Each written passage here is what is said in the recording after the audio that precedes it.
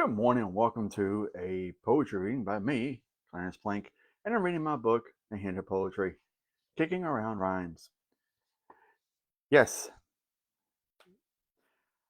I do a lot better getting up in the mornings because that's just basically how it is. I'm used to, being up during the daytime instead of sleeping all the time. So it's really, so I have 7, 8 o'clock comes along, I'm ready to conk out. So, but our first poem is called Poetry from My Lips. There's a particular coincidence to a certain redhead from a land down under who inspired the poetry from my lips. A certain connection between the band and the songs that makes me wonder that it was a play by some Greek goddess to instill a sense of creativity within my soul.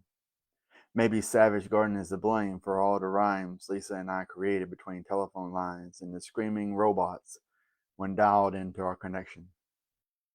So little of her remains sprinkled upon the memories in my head. Her voice still echoes inside my heart, and I had to let go of her. Maybe we weren't meant to be in the grand scheme of things. I honestly don't know if she ever existed beyond the letters, pictures, and texts that appeared from a blinking prompt on the screen. I wish I had kept their photographs. It is the best that those were discarded. I can't help but wonder if she wasn't the muse sent by Zeus to become for me to become the poet I am today.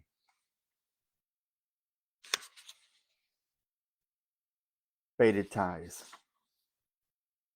Frayed and breaking, faded ties of a man who realized he was bleeding all over those he loved.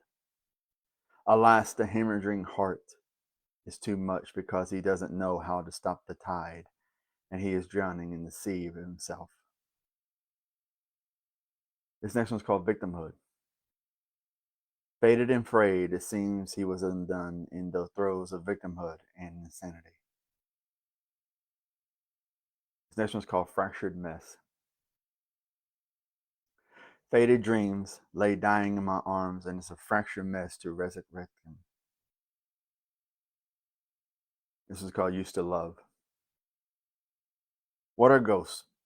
The memories of people we used to love, who became strangers again. The next one's called Louder.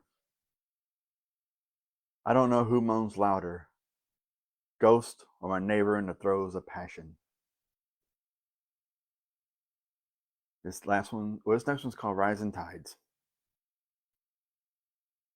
She was a restless stormy wind that claimed the chaos of my life. Somehow the rising tides turned with a single wave of her hand. Her voice drowned out the madness of the demons that echoed in the darkness in my head, and I am grateful for her serenity and bringing balance to my soul.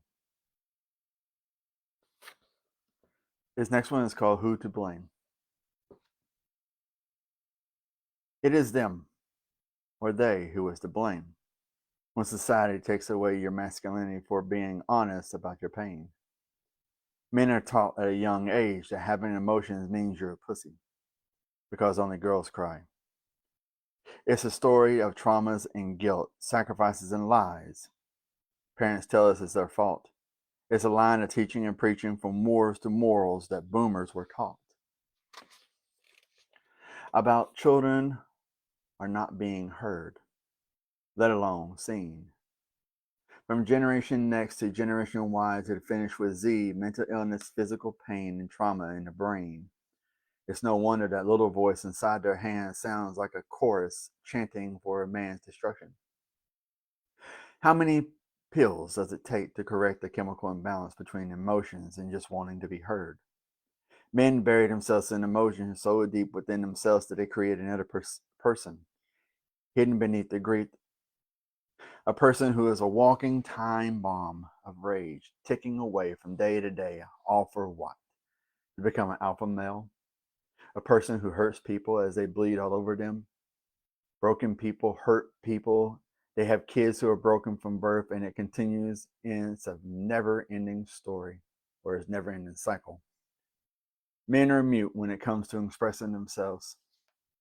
Yet people cry at their funerals saying why didn't you say something before it became this? The thing is, they were talking. Society is tone deaf when they speak, to listening to the voices of boys and men, family, friends, and women put them down when they reveal their emotions to someone they thought they could trust. Those emotions become weaponized against them like a loaded gun. Ridiculed and shamed, rejected for their pain, a man has nowhere to turn but to the demons that reside within, who pulls the trigger as they taste gunpowder. This next one's called Bewitching Heavenly Melodies. Her voice is astounding, such a minch of bewitching heavenly melodies composed refreshing with every note that escapes her lips, and how can I reside here beside her, remain, without being restrained from the refrain of her voice, sending shockwaves coursing through my veins with every word she sings.